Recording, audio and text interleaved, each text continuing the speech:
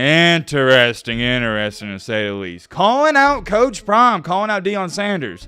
You got some big balls, I'll say that. Because I'll tell you this much. Of all the people I'd call out on this planet Earth, Deion Sanders would be one of the last of them. Another night, another primetime video.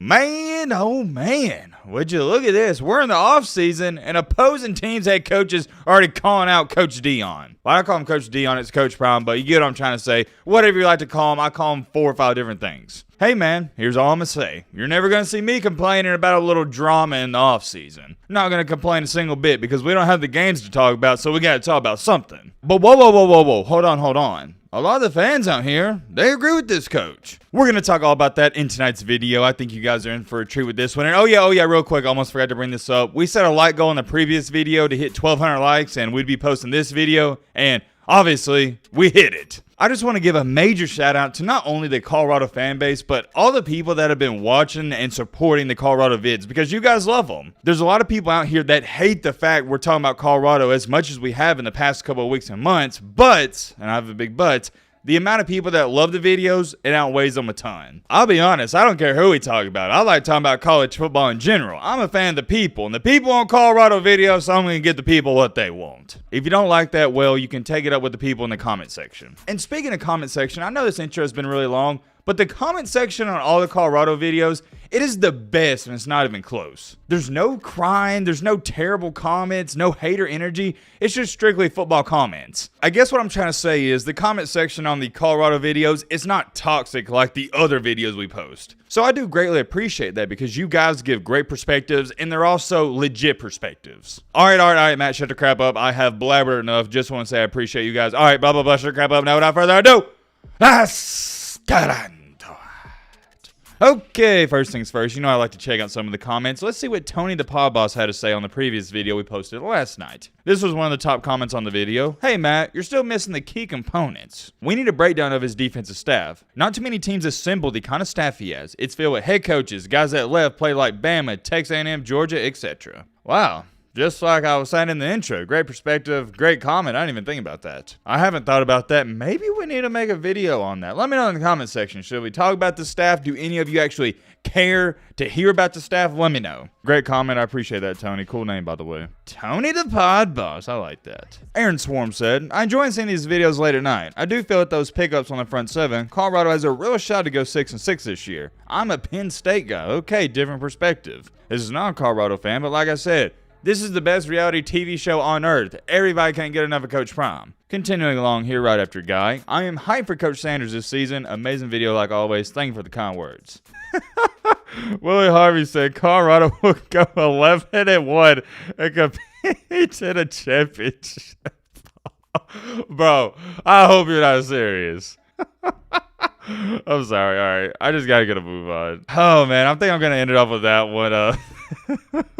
Actually, hold on. One more, and then we'll get on to the main topic. Actually, we'll go with 2 comments. I'll pop them up both right here because they're back to back. Gen X Boomer said, man, every night I get scared I won't be able to see primetime, but you never disappoint. I can sleep easy tonight. And Chicken Bone News. What about that username? I like that. Matt, thank you for all the research that you do to make your channel so good and informative. Those aren't really 2 comments that I need to elaborate on. They're not even about football, but I do want to give recognition when people say nice stuff because it does mean a lot to me. It's nice to see that you guys enjoy the videos just as much as I enjoy making them. I don't want to get all corny and sappy here, but I can't express to you guys enough how much our football community means to me. It really feels like I'm having a casual conversation with my boys, and long story short, I just want to show some love to those comments. Thank you for the kind words. That is enough of the comments though. Now finally moving on to the main topic of Main Encore, the main reason more than likely you clicked onto this video. We got to talk about Coach Prime getting called out. I do want to say this before I go any farther. I am not very quick to saying, oh, this head coach called out this head coach, because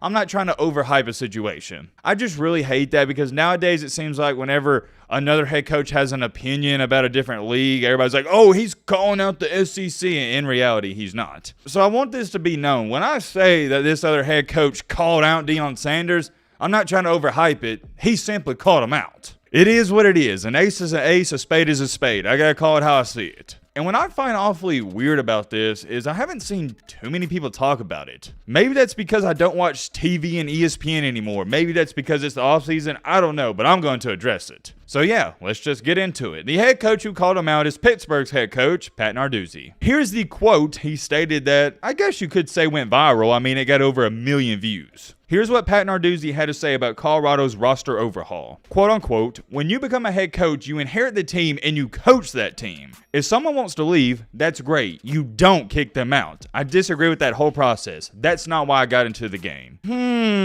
Interesting to say the least. Calling out Coach Prime, calling out Deion Sanders. You got some big balls, I'll say that. Because I'll tell you this much. Of all the people I'd call out on this planet Earth, Deion Sanders would be one of the last of them. Man, I need y'all to understand something. And you've probably met people like this in your life.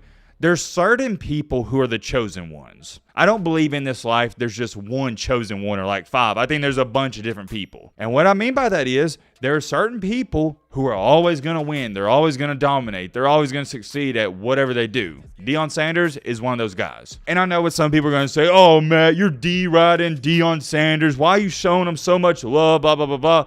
It's not me showing love. It's me giving credit where it's due. If you're an outstanding football player and I sit up here and tell you guys, hey, that guy's an outstanding football player, that's not me praising him. That's the truth. Me talking about Deion the way I do, it's not me trying to hype him up. It's me telling you what he's already done. But anyways, getting back on track here with this quote, here's my problem with this. Let me give you some context because context is key to every situation. Pat Narduzzi, he was asked about this. He didn't just bring it up randomly. He was asked about it, but he shouldn't have said what he said. Here's my opinion and take on this. Why don't you, Pat Narduzzi, worry about your football team? You know what he should have said? Even if he disagreed with it, he should have just stated, yeah, I'm happy for Coach Prime, hope it works out, and leave it at that. Even if he disagrees with all of it, he shouldn't have said it. There's just some things in this life you keep to yourself. Let me give you an example. If ESPN interviewed me and they was asking me questions about Colorado, Alabama, Georgia, just college football questions, and then they asked me, hey, Matt, what happened to you and your ex?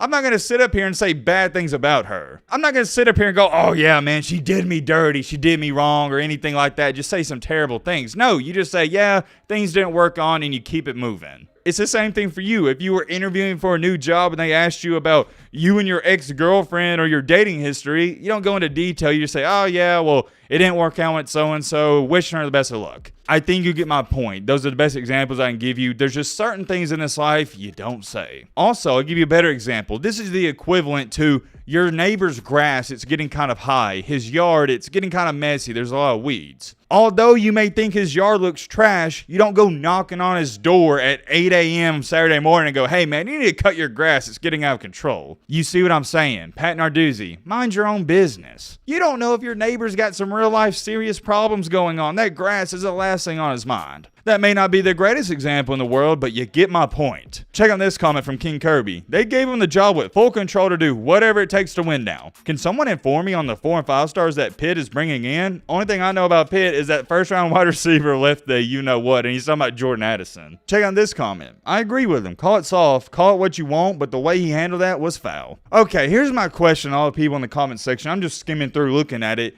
You do understand that Deion Sanders didn't kick anybody out. They left willingly. The media has brainwashed you all and told you, oh yeah, Deion Sanders kicked him out. No, he didn't. What he did was he was a true man. He told the kids that were already there, hey, I'm bringing in some 4 and 5 star recruits. I'm bringing in my Louis. So, therefore, you might want to go elsewhere. He told them that straight up so they'd have a better opportunity to play. Y'all don't understand. Deion Sanders is not in this for money. He's not in this for anything else. He loves the kids. He loves the game. He wants these Colorado kids off that 1-11 team to go to another school so they can thrive and prosper. If he didn't care about them and he was being shady, he wouldn't have told them to leave in the first place. By actually telling the kids up front, hey, you know, I'm going to bring in some 4 and 5 stars. You might want to go elsewhere because you're not going to beat them out. That's being a true man. To me, at least, that's being a great head coach. I would love to play for a coach like that. I remember when I was in high school, I was going on a couple of visits here and there, and every college I went to, you could tell whether a coach was BSing you, giving your coach talk, or telling you the real and legit stuff. There's no in-betweens. There's two type of coaches when it comes to recruiting. Coach A, he's going to tell you, yeah, man, you got a chance to start right away. You could potentially be a star player. He's just hyping you up. Or Coach B, yeah, it's going to be hard. You're going to have to work for everything you get. I'm not promising you anything. I'm sure we got some people watching this. You've been recruited for something. You know what I'm talking about. There's no in-betweens. And Coach Prime, he tells you the cold hard truth. And here's my thing. Even if Deion Sanders did kick him out, which he didn't, by the way, but even if he did, who cares? It's his football team. He can do what he wants with it. And it's so funny reading some of these comments because people are saying, oh, yeah, well, Deion Sanders did. It's not very admirable. It's not very respectable and blah, blah, blah, blah. That's not how you do things. You got to do things by the book. Well, guess what? Sometimes in this life, you got to grow some balls and you got to take a risk. Do you think Elon Musk got rich, got to where he is by playing it safe? No. Deep down, every person knows this. To be rich, to be successful, to be great, whatever you aspire to be, you got to be a little bit risky. You got to be a little bit delusional sometimes. Somebody commented, I can guarantee Coach Prime has no idea who Pat Narduzzi is.